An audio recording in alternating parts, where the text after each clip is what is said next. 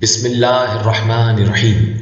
شروع اللہ کا نام لے کر جو بڑا مہربان نہایت رحم والا ہے۔ حامیم، اس کتاب روشن کی قسم کہ ہم نے اس کو ایک مبارک رات میں نازل فرمایا، ہم تو خبردار کرنے والے ہیں۔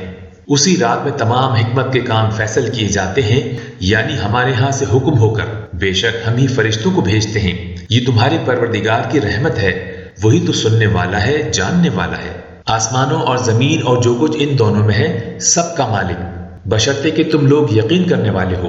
اس کے سوا کوئی معبود نہیں، وہی زندگی دیتا ہے اور وہی موت دیتا ہے، وہی تمہارا اور تمہارے پہلے باپ داداؤں کا پروردگار ہے۔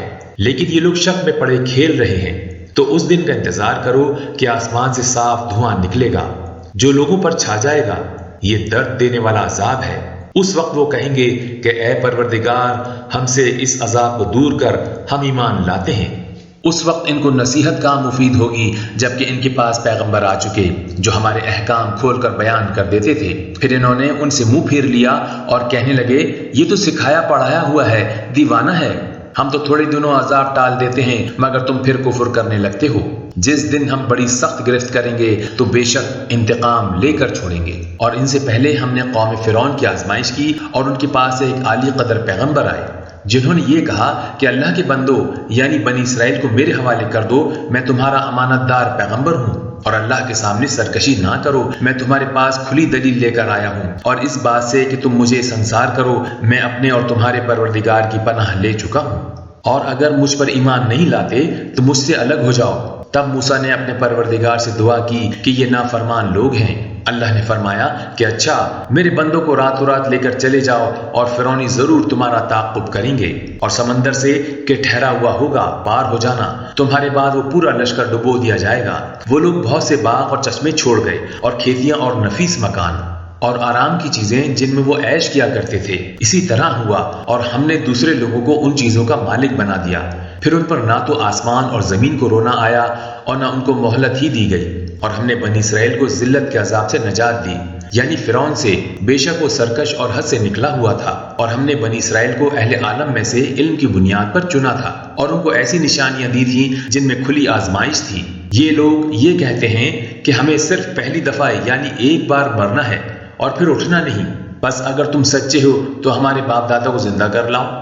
بھلا یہ اچھے ہیں یا تبا کی قوم اور وہ لوگ جو ان سے پہلے ہو چکے ہیں، ہم نے ان سب کو ہلاک کر دیا، بے شک وہ گناہ گار تھے۔